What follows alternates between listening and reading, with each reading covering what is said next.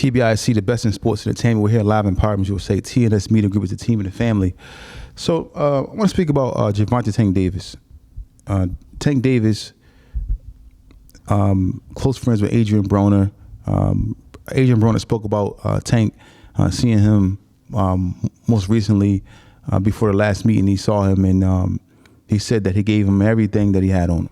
Gave him everything that he had. I'm assuming everything as far as cash, money that he had on him. But this shows the brotherhood and the bond between Adrian Broner and Gervonta Tank Davis.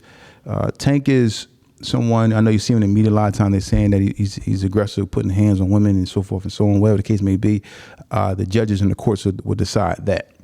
But as far as him being a brother or being someone who takes care of his team, I've heard great things from Coach Calvin. Adrian Broner just mentioned it most recently. But boxing needs Gervonta Tank Davis. You know, I know he's helping people outside the ring, but boxing needs him in the ring. He hasn't fought since he fought Lamont Roach. We're going on now almost, 2 years now, or before, a year, a little over, a while before since his last fight. And a lot of people are wanting him to get back into the ring, and people wanted him to get back into fighting. He had a few injuries, something wrong with his leg or something that I heard. He's dealing with some court stuff, but boxing needs Gervonta Tank Davis to get back in the ring as soon as possible. Reason being is because he brings excitement. I know his last fight with Lamont was a draw, but when he comes into fighting, comes into fight night, he's like it's like Mayweather. He has the Mayweather aura. Even though we got some good fights with Shakur and Teofimo, but it wasn't exciting enough to bring people to want to see, or it wasn't that big of a draw for me. It wasn't that exciting. When Tank fights, there's always that possibility of getting that KO that you want to see, that exciting, devastating knockout that we've come to all love. And with boxing, you got to have that.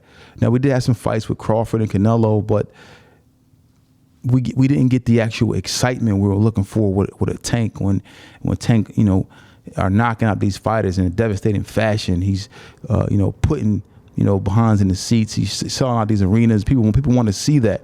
Then he brings a gritty, grimy aura. He brings a street mentality to boxing, almost like Mike Tyson and, almost like, even like Floyd Mayweather, even though Floyd, patented himself about money, but Floyd still had like a grimy, gritty, grimy aspect about him. He had the jewelry and the cars and so forth and so on. And people wanted to see him lose because he talked a lot of trash on the mic.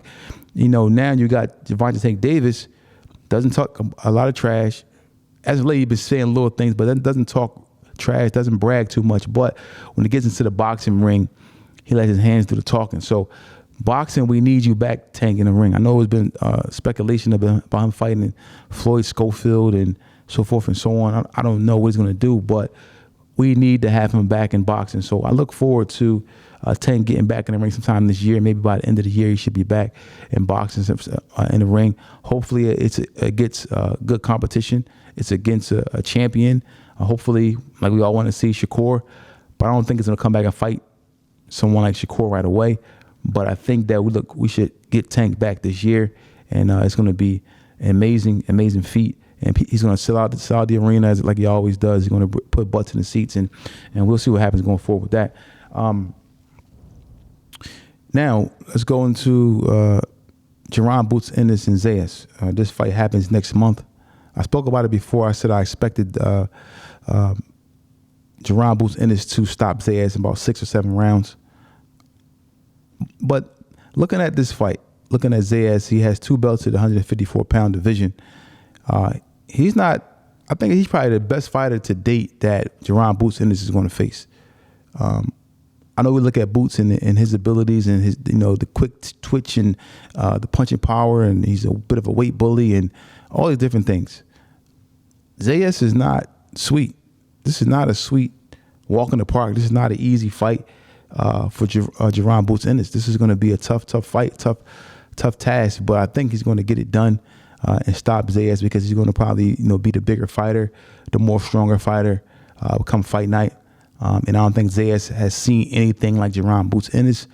But I believe I believe Zayas is the better fighter, but I believe that Boots has fought better competition inside the gym. He has had better sparring matches with better fighters and been around better fighters. He's in Philly fighting, so he probably gets the best sparring that you can ask for.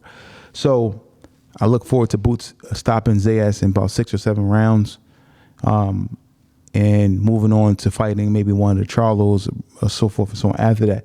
But I think that this fight is going to say a lot about where Boots is as far as his abilities to draw, and be a big draw in boxing. So we'll just have to see what happens going forward with that. I'm not going to be surprised if Zayas goes to full 12, but like I said, I think it's going to go 6 or 7.